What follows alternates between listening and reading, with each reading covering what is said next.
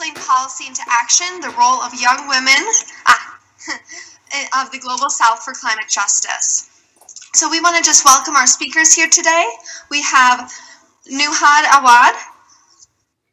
She's the founder of Nature Advocate. We have Christina Colo, climate activist with RCOI. And we have Isadora Cardoso, a project coordinator at Gender CC.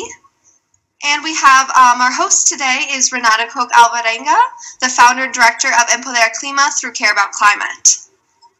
So just to give you a little kind of agenda for today, it is going to be an interactive session to showcase the solutions that each of these fine young women are implementing in their communities through their projects and also at COP this year. So they're each going to give a brief opening statement, and then we'll move into some questions that we have, as well as we're happy to receive some questions from the audience. So feel free to be kind of thinking and jotting some of those down. Nuhad, would you like to start? I'll give you a little background on her. Nuhad holds a Bachelor of Science in Environmental Health and a Master's degree in Environmental Science with a concentration in Environmental Policy Planning from the American University of Beirut. In 2018, she was elected as SDG 8 focal point in the Arab world for the United Nations Major Group on Children and Youth. Since 2017, she has been an ambassador for the Sustainable Development Goals for the Arab Youth Sustainable Development Network. Nuhad founded and presides the Arab Youth Climate Movement in Lebanon and volunteers with the Mediterranean Youth Climate Network and other NGOs. Nuhad was part of the Lebanese official delegation to COP21 and 22 and also attended COP23 and 24 as an observer. She was elected as Youngo, or the Youth and NGO Constituency Group Focal Point for 2017, in which she works to empower young people so that they can have a voice at the UNFCCC conferences, as well as to promote youth participation in climate change projects at the local and national levels. Nuhad, thank you so much for joining us.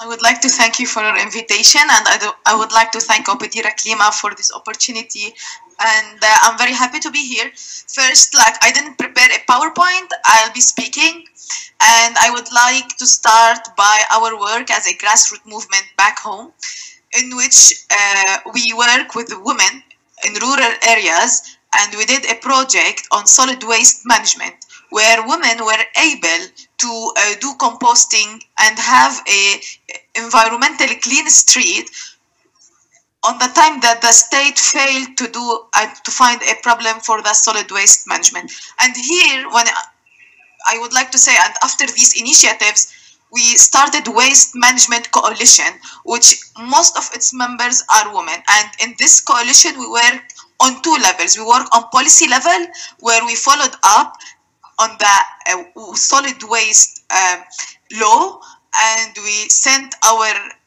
amendments and our point of view, and we went on marches on streets, and we did a lot of advocacy with parliament members in order to ensure not having incinerators back home, and in order to ensure that our health is protected. At the same time, we did a lot of awareness sessions in schools. We went to schools, and we are women also, and we talked to children or pupils about the importance of the 3 R's and about the different solutions that we are having, and about how can a child or a person inside his house, inside his school, inside his work, do small actions that can make ripple effect and lead to a change.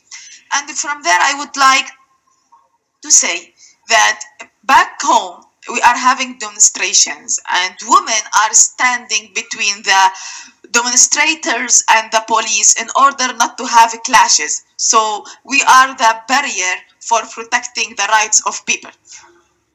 Saying all of this, and I need, after saying these activities and saying the policy work, I need to say that also there is a lot of initiatives and entrepreneurship entrepreneurship startups happening. So one of them happened in Tyre, where a woman decided to upcycle papers, and from these papers she made notebooks. And after that, she started training another woman in order to have a source of livelihood.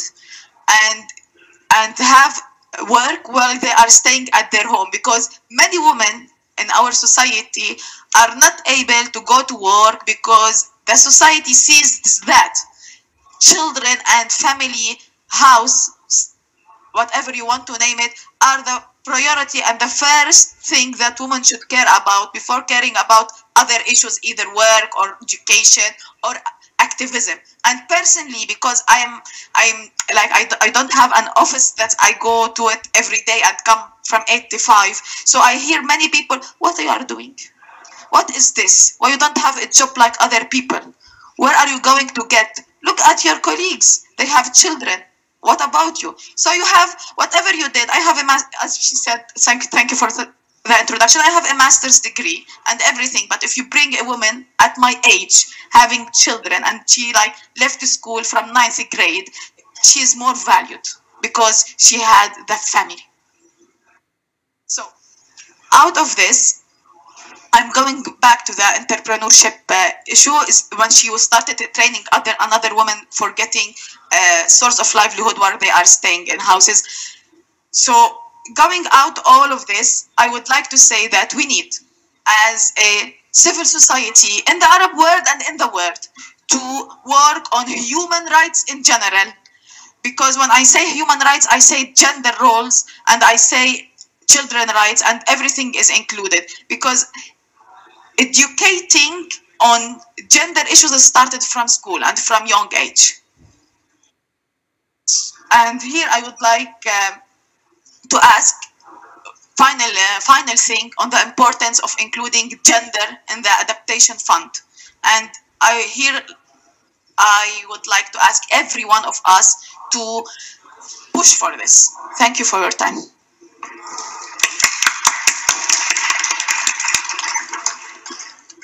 Thank you so much, Nuhad. Our next speaker will be Christina. So just to give a brief introduction, Marie Christina is a climate activist, ecofeminist, and social entrepreneur from Madagascar. She launched her own social business in 2016 called Green and Cool in her hometown and co-founded the Indian Ocean Climate Network, a youth network that promotes and encourages youth initiatives regarding climate change, mostly in Madagascar, La Réunion, and Comoros Islands. Co-founder of the national platform Ecofeminism Madagascar, she promotes gender inclusion in climate change discussions and has launched a green business incubator called Zavavi, I believe it is? Yeah. Oh, I like that name. That's fun.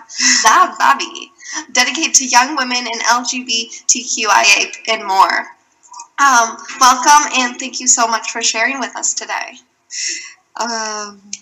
Hello everyone, thanks again for this opportunity. I'm really glad to share with you today, and I like stories, so to better understand why I got involved in all this commitment for climate justice and women and gender empowerment, I need to share you the story of a young girl. This young girl, when she was a girl just like any other girl, living in a normal, let's say, good conditions, and one day when she was 5 years old, she was raped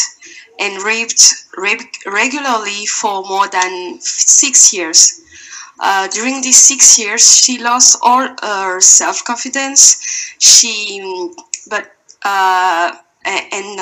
And she also felt at the beginning that this was normal, that what was happening to her was normal.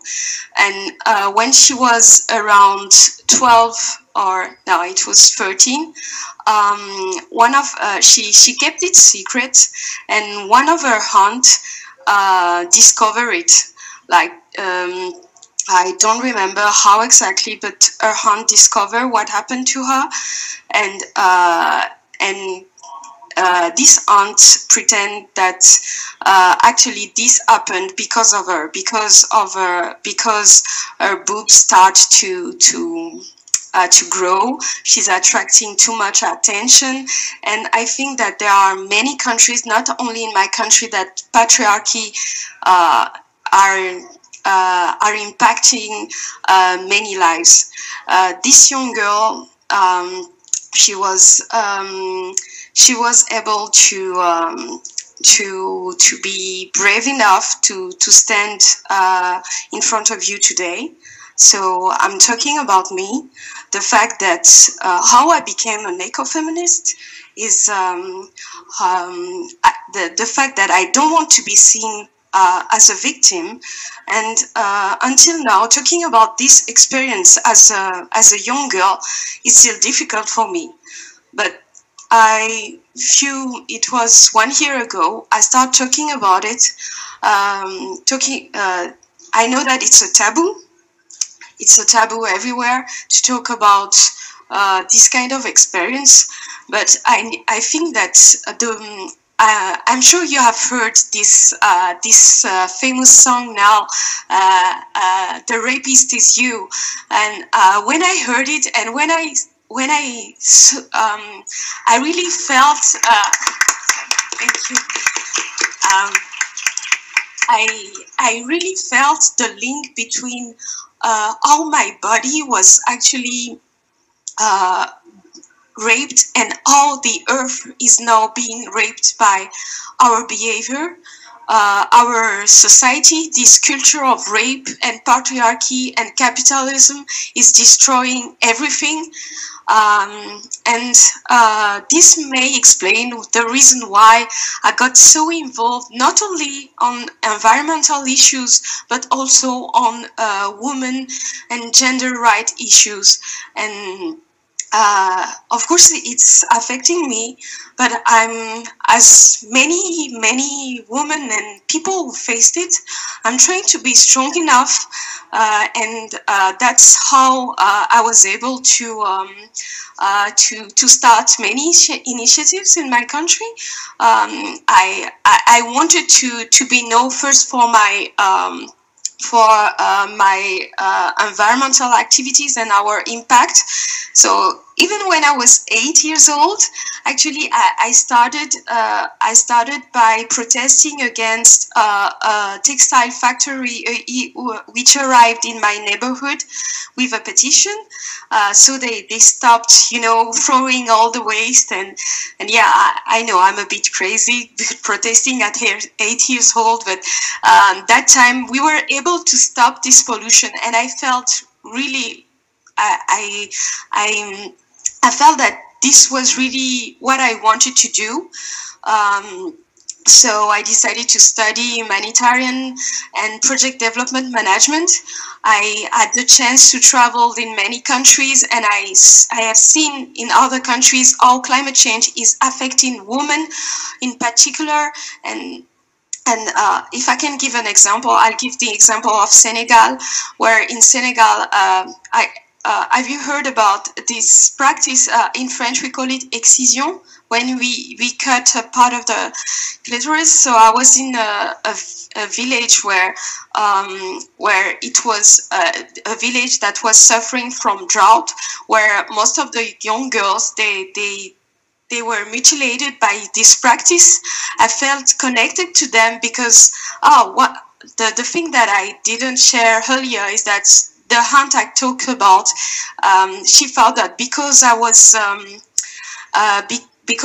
attracting men attention, she mutilated me too, in order to stop attracting men attention.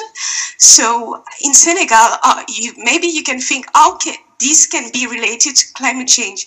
I can give you the example of Senegal, where in this village, where young girls were just, the clitoris was just cut, there was this drought, and they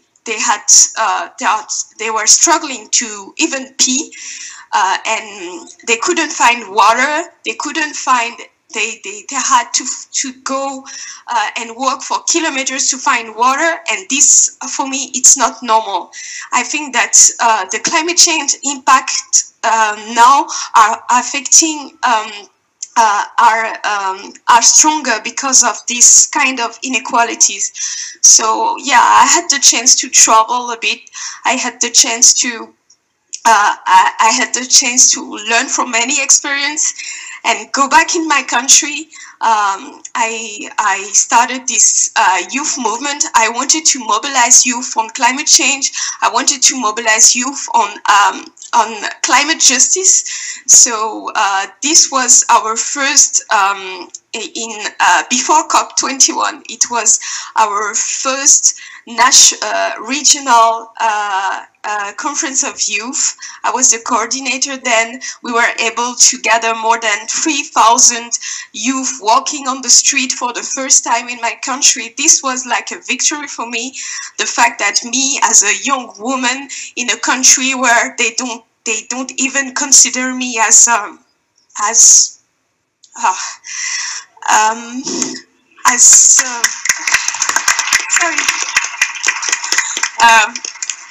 In a country where toxic masculinity is just affecting so many people. Yeah, I was. Thank you. I was proud that we were able to do that. So now to talk more about my organization and the work that we are doing. Sorry, it's related. So yeah, I was able, thanks to this climate activism, to be the first representative youth delegate of my delegation in Madagascar at COP21. I got the Yongo Global South Scholarship that time, and after that, back home we were able to give training to young negotiators, so each year they could contribute to our national delegation. That was one of the best impact that we had. I started this social business. My social business is on waste management too, just like you. Waste management, upcycling, but I work mostly with women and not women and LGBTQIA plus. I started. I won several prizes, and yeah, it's quite good because, for example, last month I got this female role model of the year for the Global Startup Awards in Africa. I got this award. I was also last year I got the second place as the WWF Africa Youth Award. So these are all recognition of not my work, but the work that we are doing with my team. We are trying to mobilize to change things on the ground, to sensitize on climate change, climate justice, but also on women and women rights, LGBTQA plus rights. And sorry, I took too much, but we'll have the opportunity to exchange with some questions. But this is what I'm doing, and I'm glad to be here at COP, thanks to the Women and Gender constituency that supported me to attend COP and to share about my story, to learn about other stories too. And I hope that back home I can do greater things after this COP. Thank you.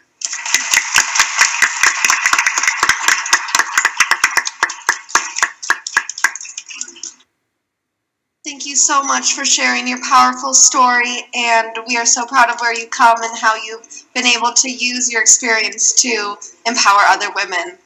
So thank you so much. Next we'll be hearing from Isadora Cardoso. She's currently working with Gender CC, excuse me, Women for Climate Justice in Berlin. Isadora is a master's graduate in Globalization Development Studies from the Maastricht University in the Netherlands, and she currently works on the intersection of gender equality and climate justice. Previously, she has worked for the UN Development Program in Brazil on the clusters of the Sustainable Development Goals. Thank you, Isadora, for joining us today, and we look forward to hearing from you.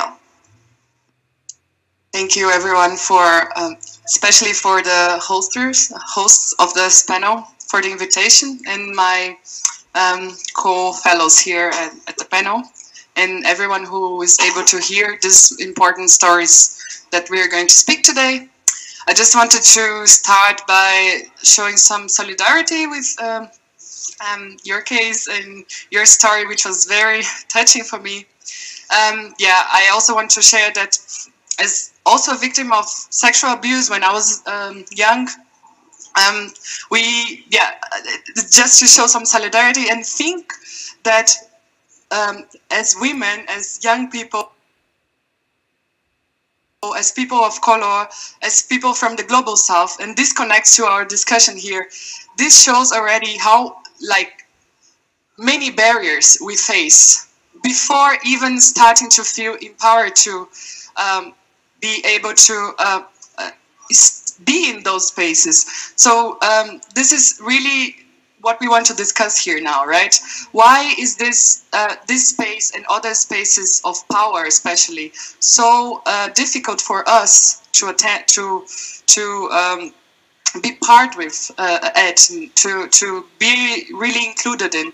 Because at home we already face so many barriers because of our gender. So patriarchy is something that is really they're imposing this on our bodies, and then racism is on top, saying that you don't have the same, you should not have the same opportunities because of the color of your skin. And then then it's even more difficult to be at those spaces when you come from countries that don't have that many access or don't have that many resources to fund. We don't have that many funding. It's not a given like in some countries here. And now I know, because I work in an NGO based in Germany for 1 year now, and it's although we as an NGO face funding barriers as well, because this is a common thing for all the civil society organizations across the world, we see it's still a very disproportionate funds that we get from funds and other resources that we have access to when it comes to comparing to other countries in the global south, in the Arab region, in Africa, in Latin America, in the Caribbean, for example. So there are so many barriers that I would start with, to reflect on, and then when we conquered such spaces like here, when we come here, we still see that in our groups that were supposedly to be deconstructing such barriers, we still see that those barriers are there. So it's not only in the negotiations areas where you see that indeed the countries with more resources lead more the discussion and have more say on what's actually being negotiated. And the fight for climate justice is also indeed on making these countries who have polluted more accountable, and to pay for those countries who are who are not so much historically responsible for what we have now. But also outside of the negotiations areas, unfortunately, we still see that in the civil society spaces that those unequal relations are reproduced. And we have to say that because we see that happening among our fellows. So it's so difficult to break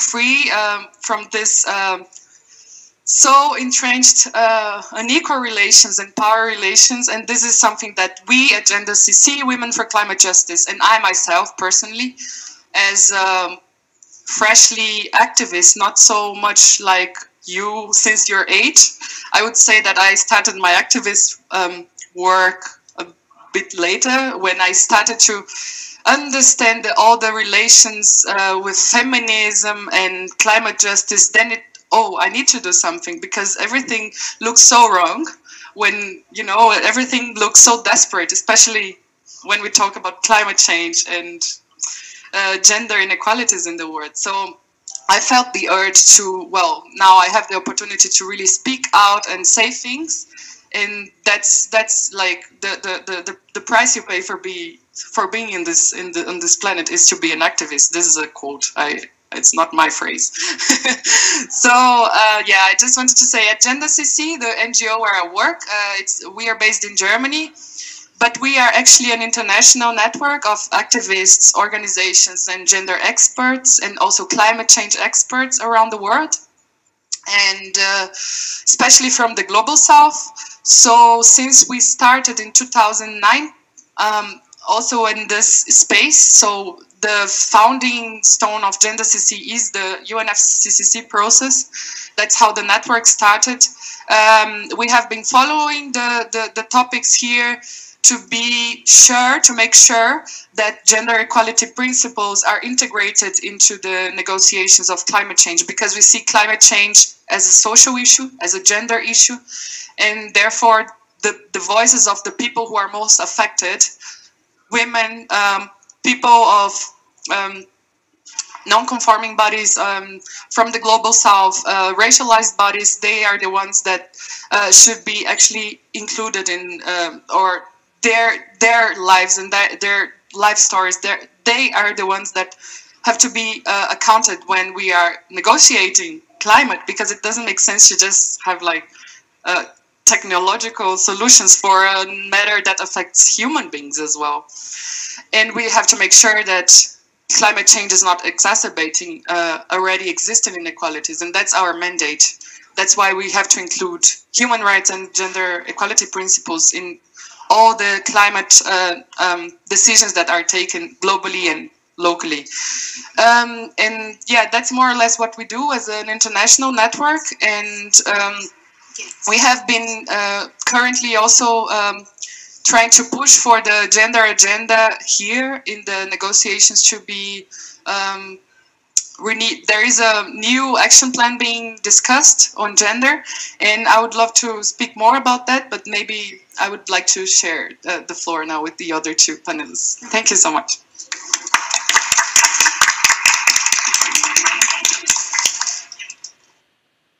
Thank you so much for sharing about, some of the barriers that are facing, and just what a horrible but real example of, all the hurdles that all of you women have gotten past to get up on this stage and be here. So thank you again. Our next speaker is our newest arrival. We had a little issue with the meeting room 5 is in hall 4, so apologize for that. But we have Leilani Rania Ganser here to speak. She's a cultural preservationist, writer, and survivor. She's Chamorro and Kanaka Maoli with roots in Barigala, Aya, Bicol, and Ios Norte. Her grandmother is a survivor of the Japanese occupation of Guam, and her grandfather is a former plantation worker from Kunia Camp. Her parents, who are both teachers, encourage her writing and activism. Her work has appeared in Vice, In These Times, the Korean Policy Institute, and more. She currently organizes with Indigenous Pacifica cultural groups, disability justice organizations, and anti-gendered violence campaigns. She's at COP25 this year as part of Sustaina's first ever Indigenous youth delegation. So thank you, Leilani, for joining us. And if you could share some brief statements just to talk about what are some of the solutions that you're being part of, and how have you been involved in this? Yes. Half a day and aloha. Thank you. Sorry for being on what we call in the Pacific Island time. Guahusi Leilani Rania Ganser. My name is Leilani Rania Ganser. I'm from the Cruz and Martinez families in Guahan, the Jeje and Romeo clans. I am the Magahaga, the firstborn daughter of my clan, so I hold a traditional stewardship role in most of the Pacific, and especially in Guahan. We have a tradition of matrilineage and matriarchy. It's for those reasons I've sort of always been, I guess the word in English is a feminist, and a climate activist. My creation story tells me that the first sister, Fu'una, gave her body to become Guahan, and so caring for that land is caring for my sister, caring for someone who gave me life.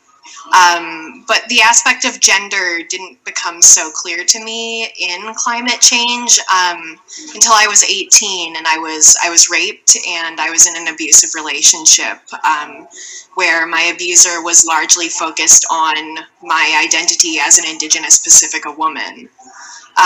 Ever since then, I've been working with groups sort of all over Turtle Island, the United States, and Canada.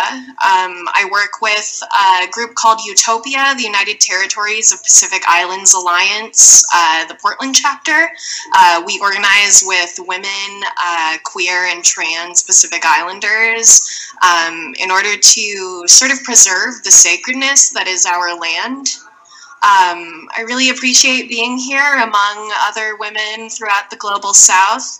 My islands right now are possessions of the United States, but we're also in the middle of an independence movement, an stalled independence plebiscite. So right now for me, a lot of my climate work has been on being able to identify climate as a form of genocide, and especially in the Pacific, seeing the different gendered aspects of that. As an Indigenous woman, throughout Turtle Island, there's an epidemic. You might have seen the hashtag MMIW. That stands for Missing and Murdered Indigenous Women. Throughout the U.S., Indigenous women are 2.5 times more likely to experience sexual assault. And with that comes those bedfellows of PTSD, of disability issues, when what you're feeling emotionally sort of begins to manifest physically. And so I'm just happy to be here in order to make sure that we're looking at climate change and gender issues as something holistic, as something non-separate and something that's related. Respect for women, ideas of women as sacred throughout the global South, that's an aspect of climate change. We need to understand that women, Indigenous women, have a particular role in stewardship, and with that support also means protecting us from the sort of epidemics that we don't want to talk about. It's uncomfortable. Every time I say that I'm a rape survivor, I see everybody sort of cringe. But that's one of the reasons I have to keep saying it, is that so folks can know the stuff that women like me are facing as we also try to save our planet. Anything else I should mention? Yeah, I think that should be enough for opening statements from me. Again, I'm so sorry for my lateness.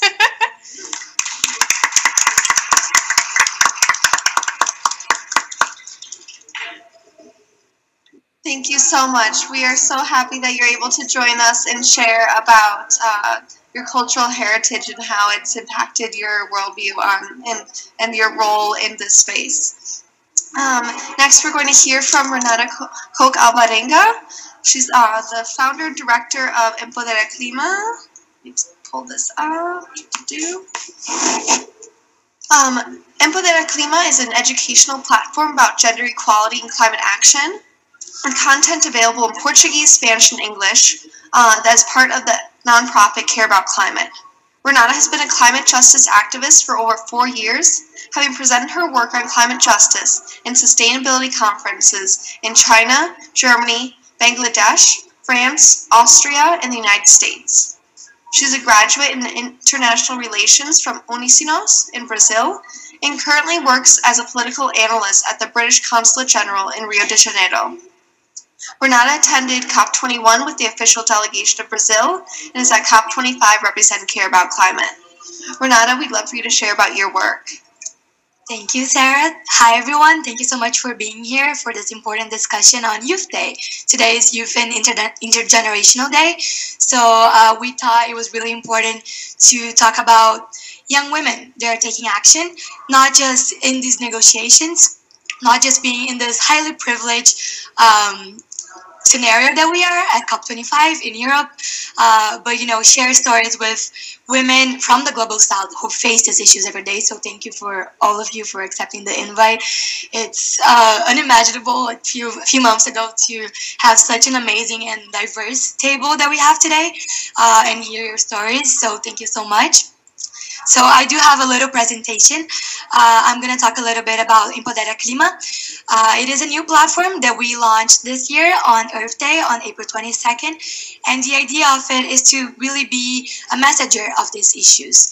Because we're women from the global south, but there's people like Leilani in island states who live this every day. And we have to let everyone know about what's happening and do everything we can in terms of communicating that, speaking at events like this. So this is just our little share at Care About Climate to share these stories and talk about this to as many people as we can. We have a little video. Let's see if we can get that up to introduce.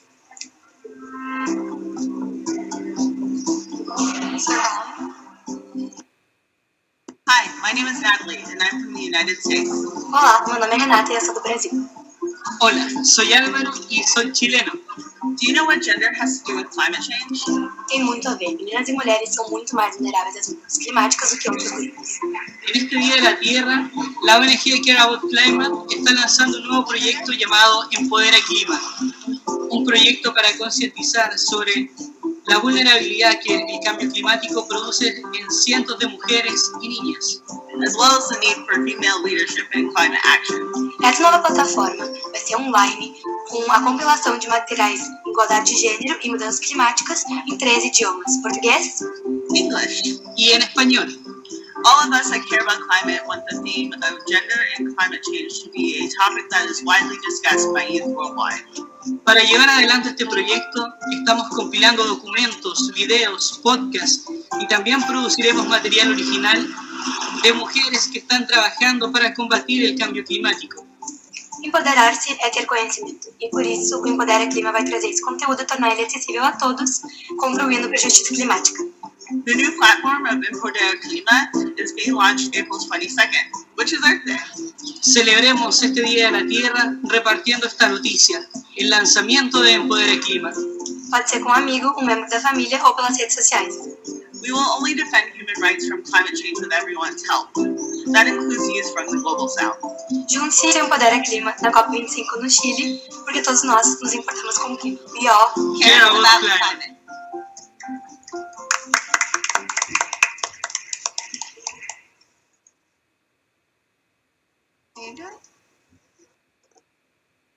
Awesome. So this is our intro video that was launched this April. And as you probably saw, the initial idea was to gather Latin American youth. So that is why we wanted to keep the initial focus on Spanish, Portuguese, and English, as COP25 was going to be held in Chile, still the presidency, so that was our focus. And of course, we definitely want to expand to other countries and include other languages, because the real goal is to make this kind of content more accessible. As a Brazilian, I noticed that it is a little hard to find this type of content in Portuguese.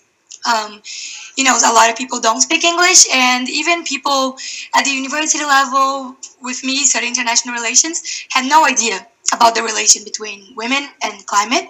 And that is something that's very worrying, I think, because as all of these amazing young women already said, human rights cannot be separated from climate change and climate policy. So how can we talk about land rights? How can we talk about climate action in general, mitigation, climate finance, if we're not considering the people that are most affected overall, indigenous women, for example.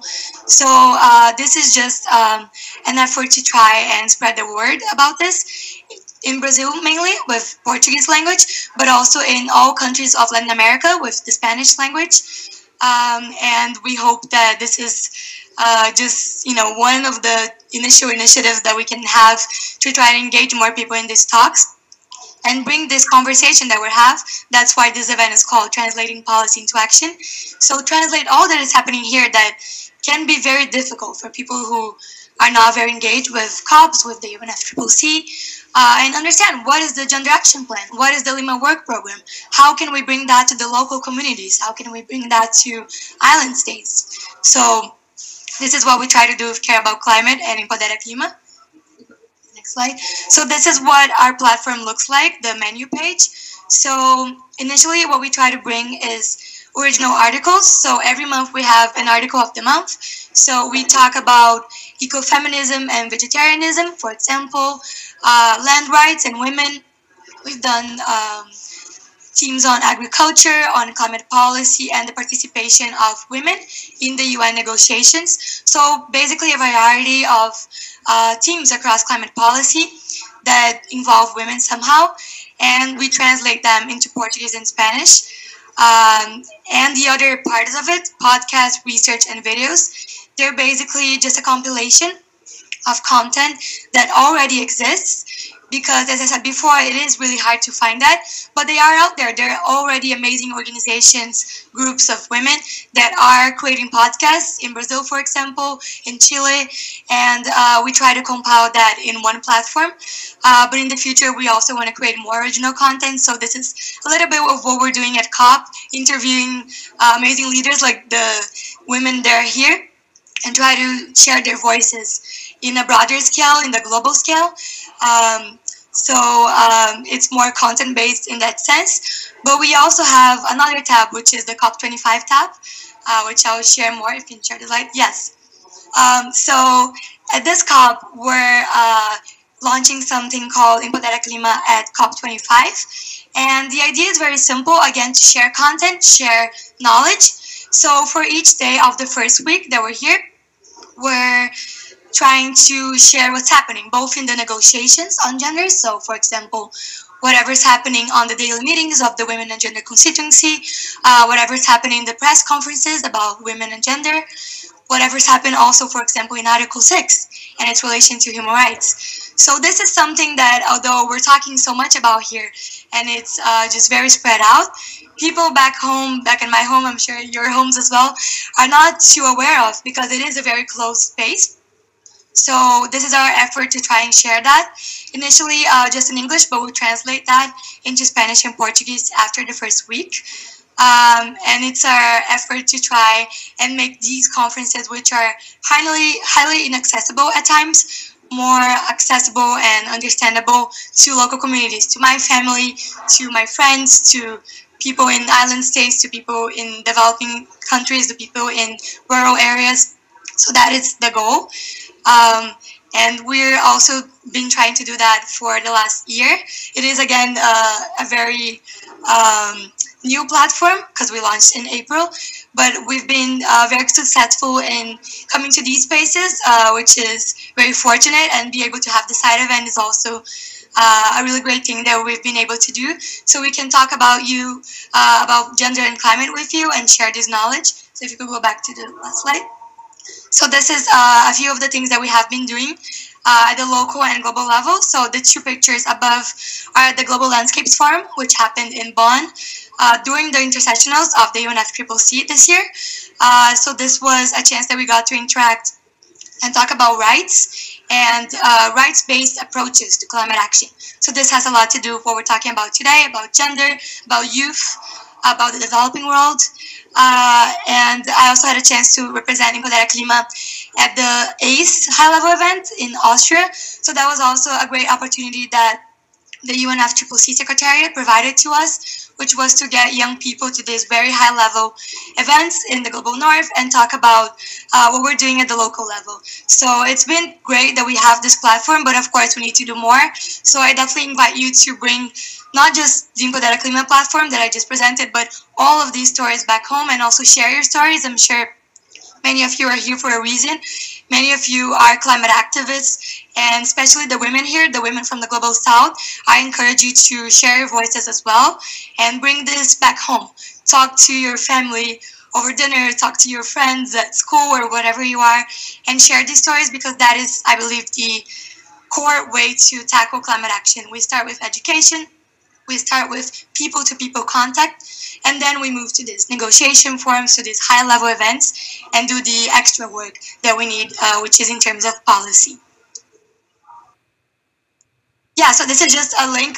If you have any work that you've done in terms of research, maybe a video, a podcast, we would love to share it. That is also how we look to empower women. So we have the link, which is careaboutclimate.org/EmpoderaClima submissions. So if you have any content that you would like to share, we would love to have it on the platform and increase the youth and the female voice in these forums. Thank you. Yeah, so this is just our social media. Well, you find more posts and just this talk, for example, will be on there. And this is a picture from yesterday from the Indigenous Peoples Action about Article 6, which I think really is at the core of what we're talking about here. It's not online platform. It's not just climate policy in the global sphere, but it's actions like these, where we get to hear the people who are most affected by climate, such as Indigenous peoples, talk about their rights and what's most important to them. So I always like this sentence, which is, we can fight climate change with only 50% of the population. I think it's a very simple sentence, but that's what we need to go back to when we're talking about climate policy overall. We need to go back to equity. We need to go back to gender equality, to youth rights. So that should be at the core always. I believe that's it. Yes, thank you very much. Obrigada, gracias, and I hope we can have a great discussion after this.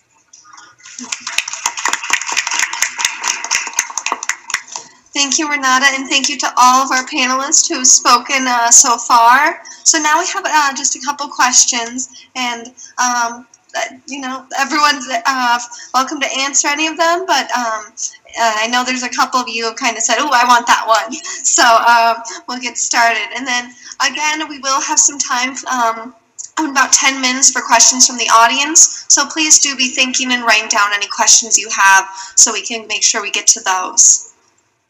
All right, so this first one is for, I think Christine and Leilani would do a great job answering this. So in your climate action work and in your communities, do you see a divide in the rights, opportunities, and involvement for different generations of women and girls? And how do we bridge those intergenerational divides?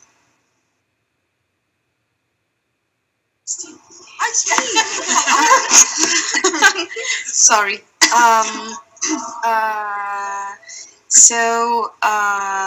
Yes, in my in my country, of course, we have strong traditions that are impacting youth mostly, women too, and also other communities. Let me just share some examples. In my country, 70% of the population is under 24, so we are a young population, and you won't see young people heading COP, for example. We are not in decision making, we are not negotiators, and among these 70%, of course, we have young women. In our culture, when you are a young woman, you are not, when you are a young person, you are not supposed to express so much. It's because we have to respect our elders, and so they consider me as someone who is a bit, I don't know, someone's crazy maybe. Earlier you had shared about some kind of criticism that we can have, like, why you're not married yet, why you don't have children, this is not normal. So we see that opportunities are not the same to be on stage, to share our project. I'm a social entrepreneur, and I'm trying to empower now other young women in their green business thanks to my incubator. You tried to say it earlier, Zavav. It means I'm a woman, and with this incubator now, we are supporting 20 20 young women. Some of them are former sexual workers. Some of them are from the LGBTQA plus community, etc. So we see that in their right, they do not have same access to even the freedom to share their ideas. And what we do is what I do actually is that I continue to advocate. Even now at COP with my delegation, I always advocate to change their mind, to show that we have the capacity. That they talk about, yes, you need capacity building. Sorry, I have this capacity, but you don't see it, or maybe you don't see it because because some women they have knowledge, but they don't know how to express it, to express it the way they want it. So yeah, I hope it answered your question, but that's what we have. That's what I'm facing now. Thank you. Leilani? Yeah, so there's definitely a really big divide generationally in my family and among other families. And I think that the root of that is the Pacific's history. My grandmother, as was mentioned in my bio, was a survivor of a concentration camp during the occupation of Guam. And so there's a sense, especially with her generation, for a variety of reasons, that being a feminist or being an activist or even being Chamorro, being Pacifica, being Hawaiian, is something that you have to be ashamed of.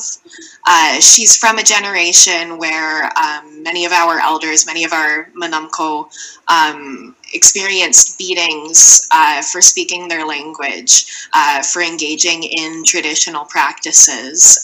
The fact that my name is Leilani, the fact that I can carry that name without fear of being beaten, is a huge divide between my grandmother, my mother, and I. My mother's name is Lisa. She doesn't have the privilege of carrying a Pacifica name. And so when we talk about these generational divides, one of my teachers told me once that the way we must consider looking forward is that our past lies ahead of us also. So we need to consider the history, this history of colonialism in the Pacific specifically, is sort of this dark cloud, this atungo that follows us around. And, you know, you really can't address action without addressing these divisions. And I think that we need to take a really nuanced approach to welcoming our elders, our kapuna, who have different relationships.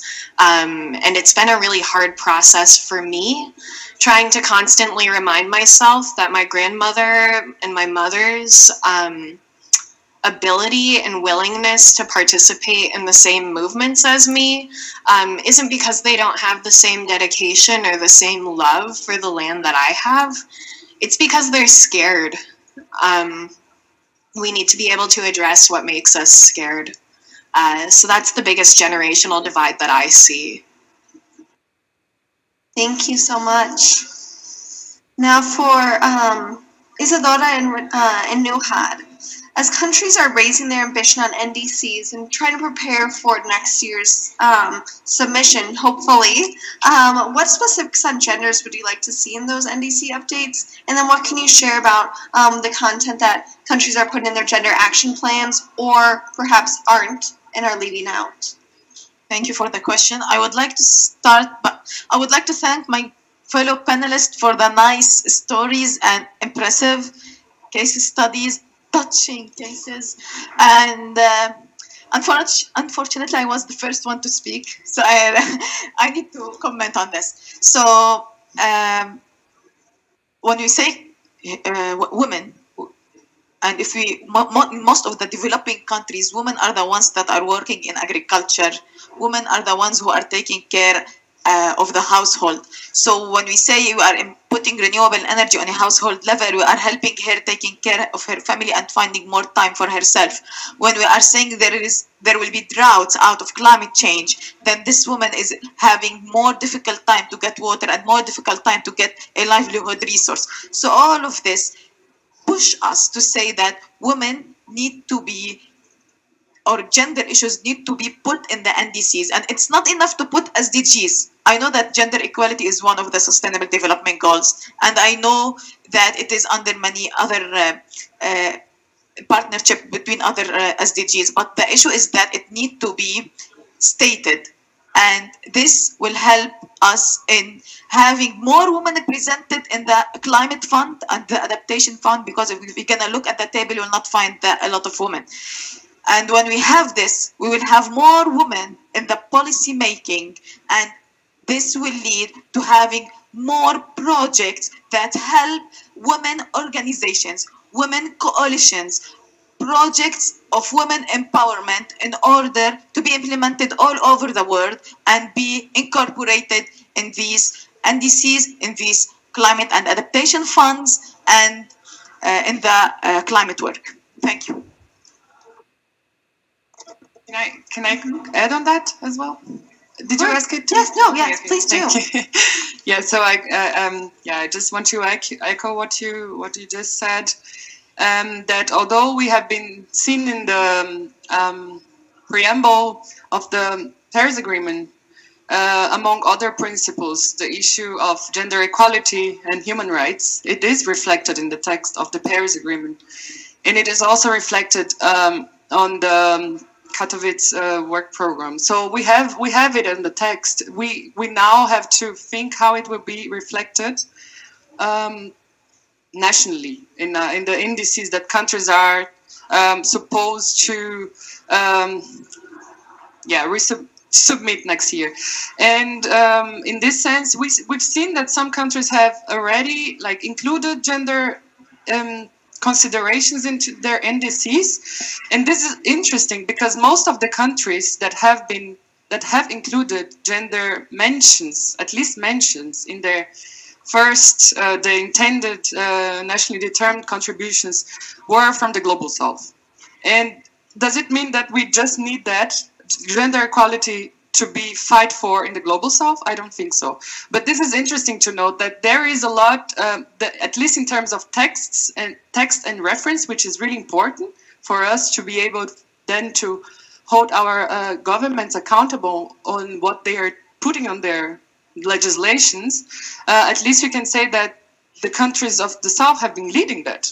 At least they have more NDCs that include gender principles. So this is one thing, but apart from the text, so then the issue, how can we make sure that these texts are reflected nationally? And this is something that goes from including civil society organizations and activists in the decision-making process or in the governance process of the NDCs, but also all climate processes that happen nationally and locally in our countries. It is including the most marginalized or affected groups in our countries constantly. So it's not only about having the mention in the texts, but this is really important. Try to create the mechanisms locally, especially by civil society pressure and activist pressure, so that we can have those spaces and those principles reflected in climate action.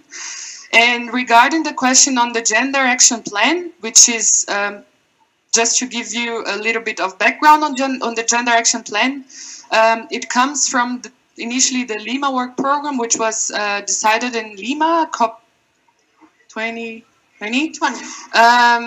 which was a broader framework for integrating gender equality principles in the convention, and try to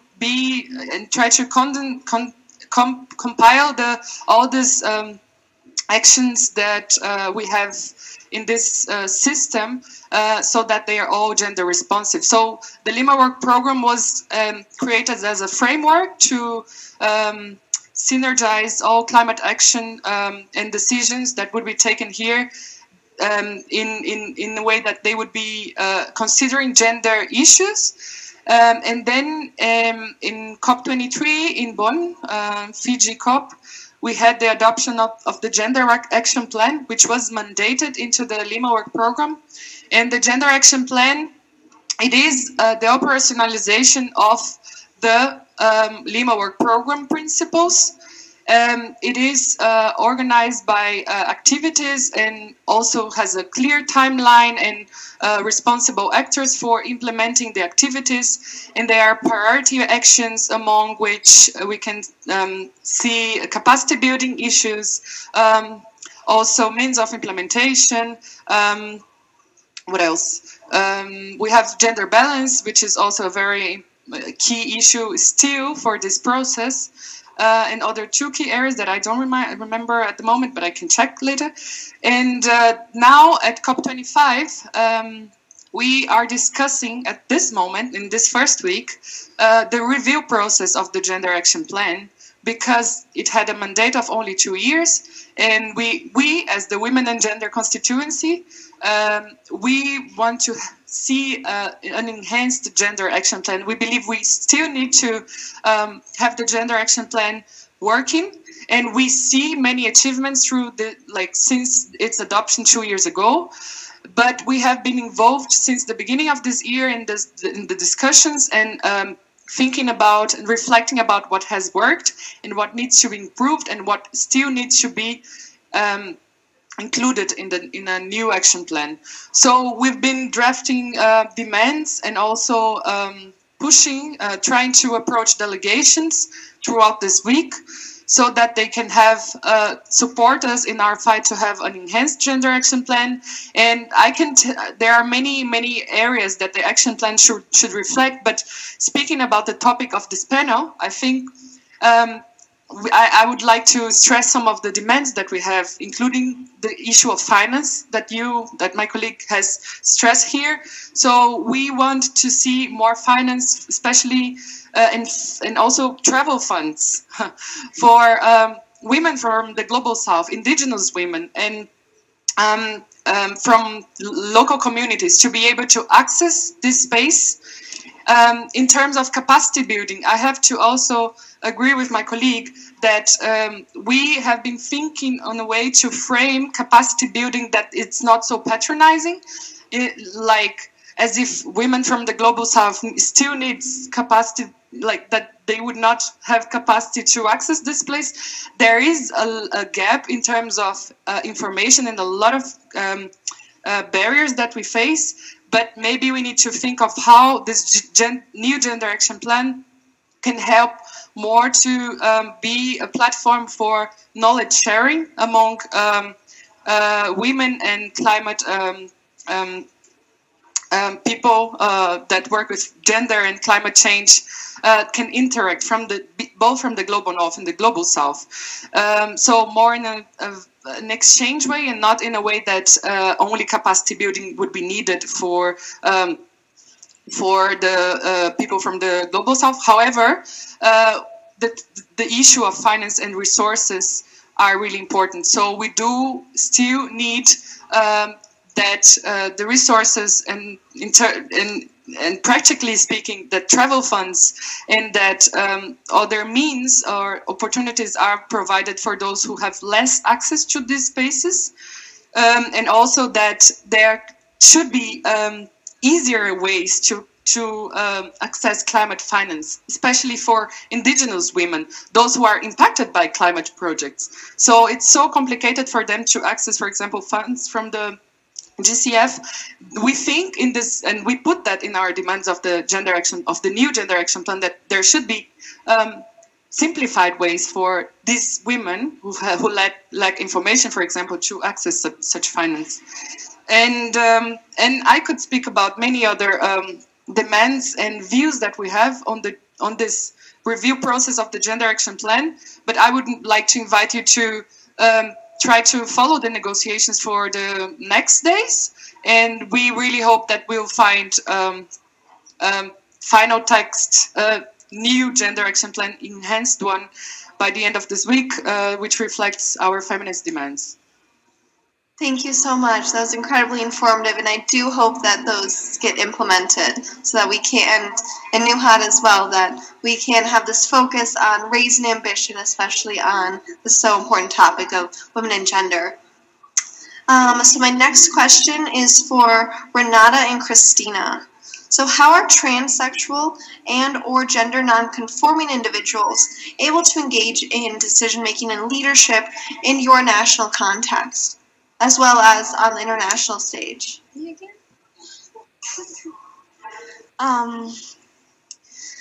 Once again, our culture is a barrier.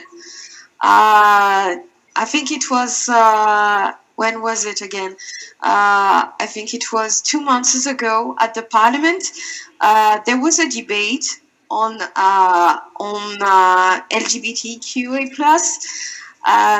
and the President of the Parliament, our President of Parliament, a woman, she said that this is actually something brought from, this is from foreign countries.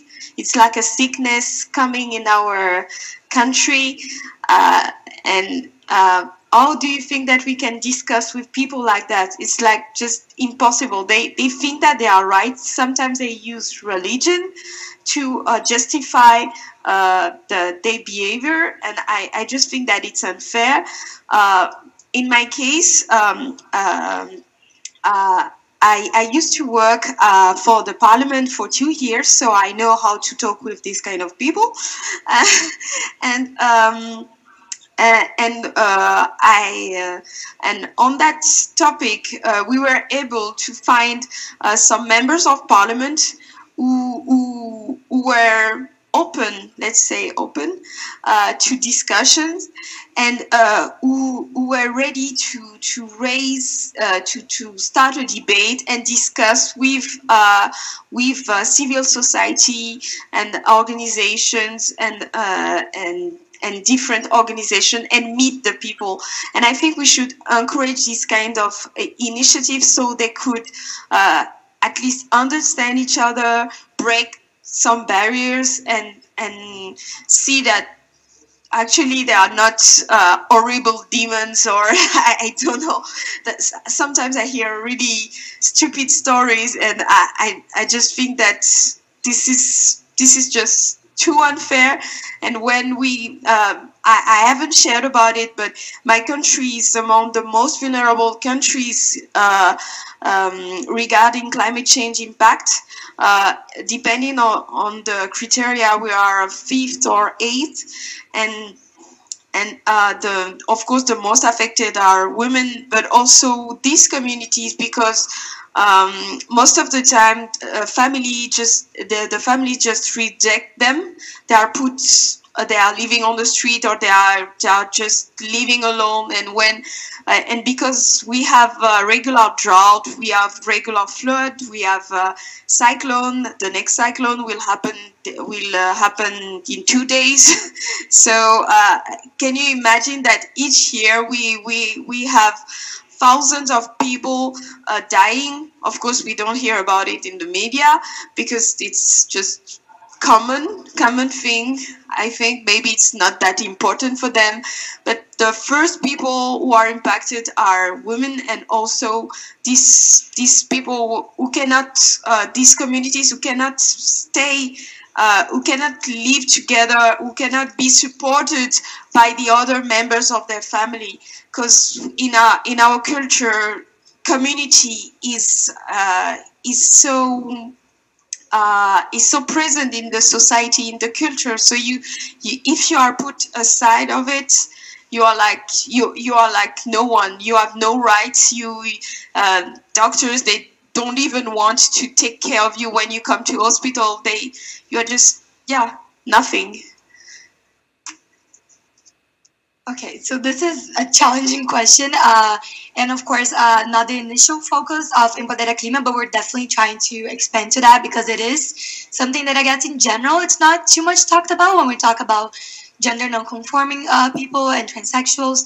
Even in these conferences, I think the conversations are at a very initial stage still, but considering, for example, my national context, I know that I believe that Brazil is the country with the highest rates and murders of transsexuals. And when we're talking about a country that has the majority of the Amazon, a country that's so affected by climate change, but also so important to climate policy, we have to consider that those are related as well. We talked about women before, but there are also other gender issues that have to be included in the conversation. So I think that what I would say that would be the most effective when we're talking going back to the NDCs, when Isadora was talking about how the Global South are the countries that have something on gender in their NDCs, it's usually, most of them, about vulnerability. It's not usually about leadership. I think I remember seeing on the gender climate tracker of the Women's Environmental and Development Organization, we do, there's rates of that, and I believe that over 60 countries have gender mentioned somewhere, the word gender, on their NDCs, but I believe only about 15 or 16 actually mention gender equality as an action part of the NDCs of tackling climate change. So that's part of the thing. That's the narrative that we need to change.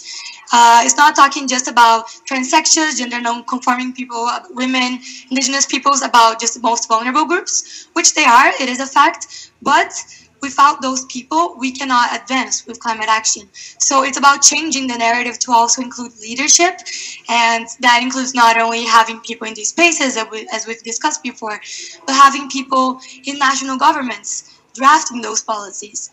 So when we go back, for example, to climate finance, the Global Climate Fund, the Green Climate Fund, we need to have women, for example, on the board of these funds, have transsexuals on the board of these funds. So when the policies for how to allocate funding are being drafted, we have the input of the people who actually need those funding the most. So it's about inclusion, most of all, I would say, not just in vulnerability, but in leadership. So including those groups that are vulnerable, and that of course includes youth, children, the elderly, so all of those communities that we talk so much about here in terms of vulnerability, and shifting that conversation to leadership in national policy, in local policy, and of course in the global action policy that we have here, I think is one way that we can start to change this narrative.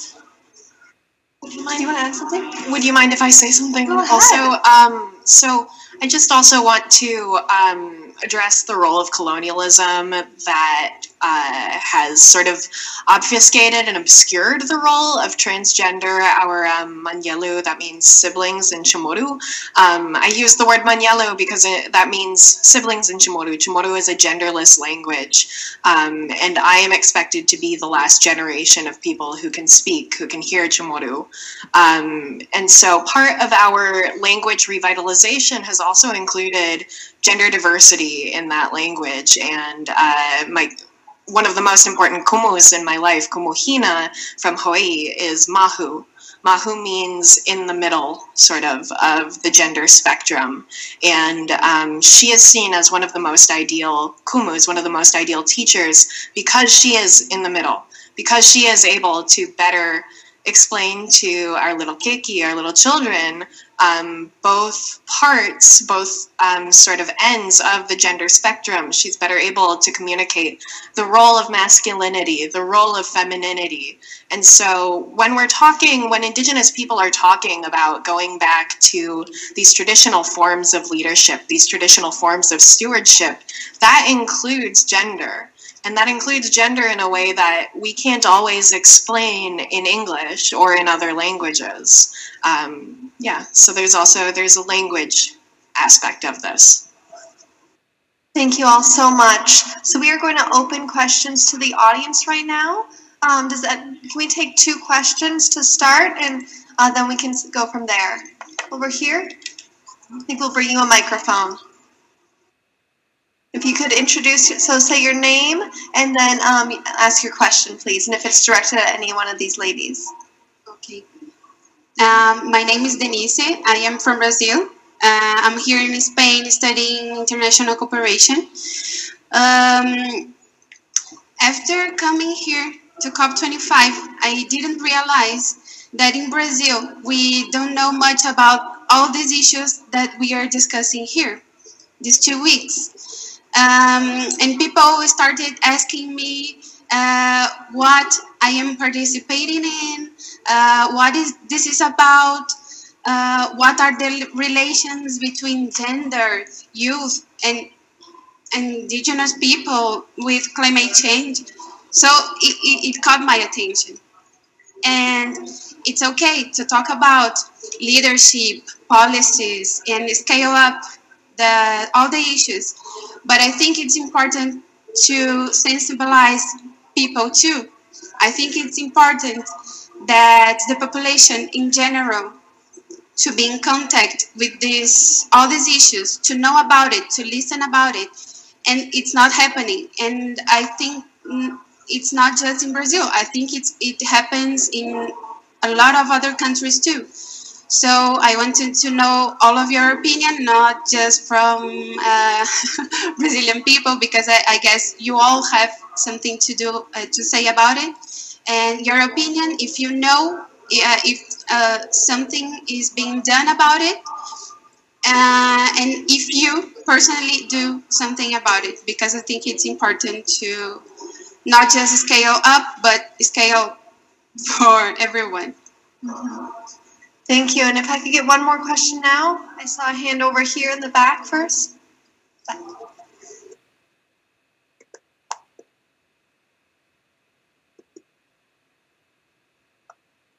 Good morning, everyone. Thank you so much for sharing your stories, very thought-provoking issues that you have raised.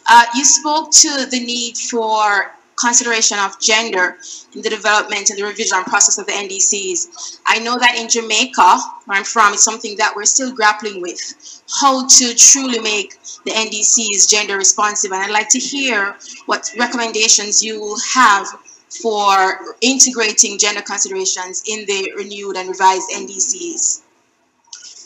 Thank you. And what was your name? Aisha Constable, Jamaica. All right. So from Denise from Brazil, we are looking for opinions or options on educational resources. And then Aisha from Jamaica, what sorts of things should be considered or recommendations to include in gender responsive NDCs? Would anyone like to start? Or we can just kind of go down the line. Isadora? Yeah, I can start with the NDCs question. You asked, right? Yeah, I think we have to think about, well, how to integrate gender principles in the NDC review process. I think one important way is to think, because NDCs are mostly focused on mitigation actions, I think this is, but most of the countries so far have indeed cited or mentioned gender considerations on the adaptation side and more focusing on the vulnerability of women. I think a way is to also try to have it mainstreamed in all aspects of climate action of the countries. So not only focusing on the vulnerability side and on adaptation, but also on mitigation actions and how mitigation actions are, what are the gender aspects of mitigation action? And there are, depending on each country, I don't know what would be, for example, for Jamaica, but I'm sure that by reading, I'm sure there is research on that, because there is fortunately a growing field of knowledge now, gender and climate change topics. There's more and more people researching and doing evidence-based research to know the evidence of the differentiated impacts of climate action on the ground. So I think it is a way. This would be one way to reflect gender in a more action-oriented manner for the next phase of the NDCs. And the other question from her, I would let you have the floor, because I could also answer, but I'm. It's the same. We are having problem people understanding what's going on. People have a lot of other priorities. It's security. It's gaining their lives. Securing their livelihoods, but at the same time there is an increase in the level of awareness about environmental issues in general, but the awareness is mainly related with what they see. So if you're gonna say climate change, it's something that they are not seeing, and when they see the adverse effects of it, it's not touchable. The link is not very obvious, but when they see the water is polluted, then or in quotations dirty, oh yeah, this makes sound, or like solid waste accumulation. So the things that they can see affect them in their daily life, they have a reaction for it. But regarding climate change, it's not that important only, but in the people's agenda, and also many countries in the developing world, you cannot find it in their political agenda also. So only in the negotiations here back home they have different other priorities. Thank you. I would like to share one initiative. Maybe you have heard about it, but I did it like 3 years ago in the extreme south of my country, in a rural village. We organized a COP in my city. Have you heard about it? It's a simulation of COP, and it was funny to do it with people who didn't know about what is happening actually at COP, how this kind of decision can affect their daily life. And I like this exercise. I like this initiative. It's by the movement Climate, that is also in Madagascar, that have activities in Madagascar.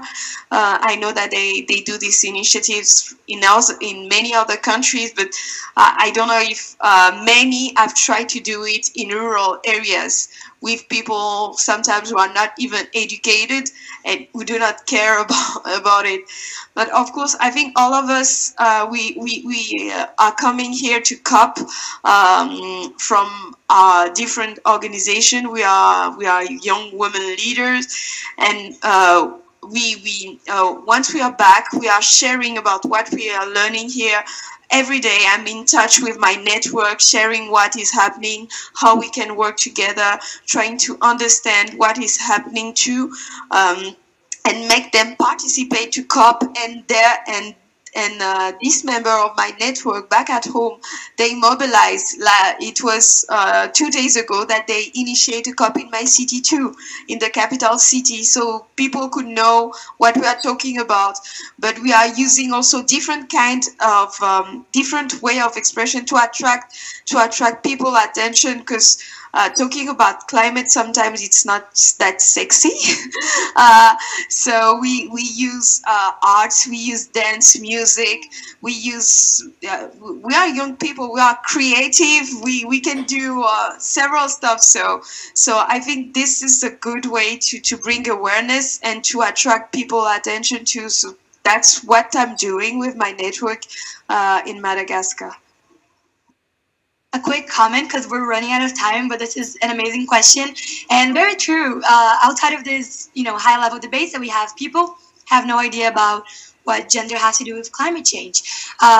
So when I started EmpoderaClima, it was because after I had so many opportunities to learn, to attend a COP and all of that, one of my friends asked me, "Oh, can you tell me about the relation between gender and climate? My grandma wants to know." So would I send her the gender action plan? And, it wouldn't be feasible just because of the language, because it is a very technical language, and also in English. So that's what I wanted to share. Very fun podcast, make it sexy, like you said. make it fun. So I'm a big fan of climate activists that use poetry, music to share their voices, because I think that's what people relate to the most, rather than, you know, just cold documents, pages and pages of negotiation documents. So I would encourage everyone that's here, you're having the amazing privilege of listening to these negotiations. So when you go back to your communities, to your home countries, I would encourage you to not just share on, you know, a more higher level and, you know, have talks and things like that, but also talk to your family and oh, you know what, how women are more impacted by climate than other groups of people. That would be a way to start. So a very local, people-to-people level. I think that would be a great way to start.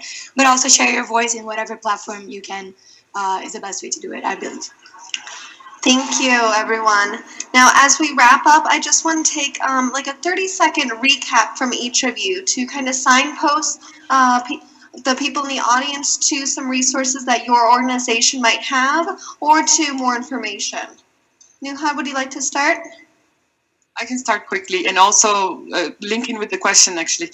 So at Gender CC, Women for Climate Justice, we have some projects, and among which one that I really like is the goal is to bring local activists, gender and climate activists, to the international negotiations, climate negotiations. And so the goal is to connect local and global, and we do it with capacity building, but also with sharing our local knowledge with each other.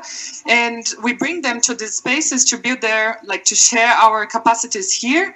But with what they do at the international level, we also have a component in this project so that they can bring what they're learning here and what they're seeing here in terms of decisions to the local level. So it's scaling up and also bringing the information to the local level. So this is a project called Not Without Us, and it can be seen in our webpage, gendercc.net. So I invite you to see our materials, because we've been launching a lot of really cool materials lately, and yeah, that's it for me. Thank you.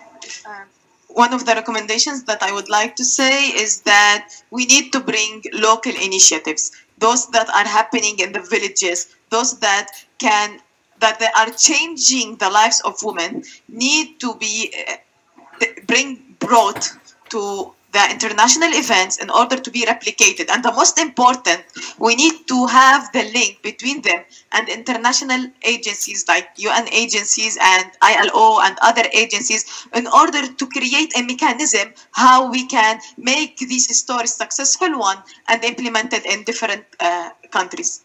Thank you. I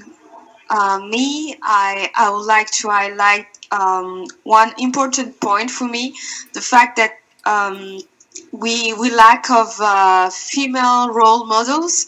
Here at COP25, I'm so thankful, I'm so happy to meet so many powerful young women. I know that we are lacking of we need more positive narratives, sharing about what all of us are doing here and back at home. So yes, this is a call for everyone to share about what they are learning here. A call for media to give more visibility to this important cause. Gender, climate justice. We don't hear enough about it. At least in my country, we don't actually hear about it at all. So this is one important point that I really care, and I hope that after COP25, at least most of you who attended this session, you do that. You'll try to share about what we are doing. You'll try to also share us your stories. Thank you. Yeah, I just want to close by saying si Dios ma, si and mahalo to everybody for listening. It's an incredibly revolutionary time in the Pacific right now, and throughout the Pacific we're seeing revolutionary movements for the climate largely led by women and gender nonconforming folks from Bougainville, where they are currently voting on their independence as the result of one of the world's first successful eco-revolutions. To my home, Guahan, independent Guahan, has large constituency of women, and we're voting for our independence as well. To New Caledonia, West Papua, French Polynesia, Fiji, throughout the Pacific, there are eco-revolutions led by women, by Mahu, by transgender folks, and I encourage you all to familiarize yourself with those of us fighting. So just to end, thank you very much for attending this. Thank you to the panelists. You were amazing. You are amazing. And yes, and I would say just, going off of what everyone has said, just if you're from civil society, if you're active in this type of debate, just raise your voice. And if you're in politics, if you're maybe a negotiator, I would say listen. Listening is so important to these voices, to the civil society that's outside of here, speaking their demands, the women and gender constituency with their key demands. So I would say those would be the key active roles that you could have after this talk. And of course, I encourage you to check out EmpoderaClima at careaboutclimate.org/EmpoderaClima. And please suggest resources if you know any in Portuguese, Spanish, or English. And we welcome volunteers as well, so please feel free to talk to me after. But thanks to everyone for this. I think it was a really inspiring talk, and I hope you all enjoyed it.